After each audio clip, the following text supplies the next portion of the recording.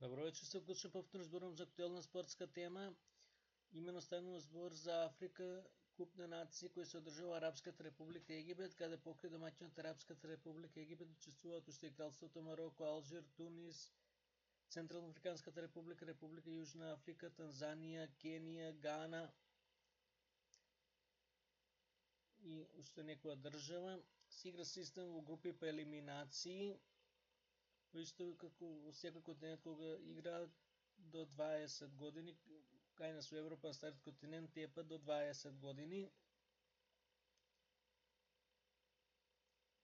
Пренос има покриво овие држави, покриво телевизија од овие држави, останати телевизија од останатите држави од Африка, па и од останатите континенти, телевизија од држави од останатите континенти.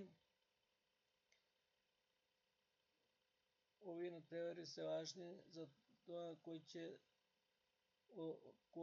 репрезентација од Африка ќе се најдат на Лос Анџелес 2028. Во спортот изненадување имало и ќе има.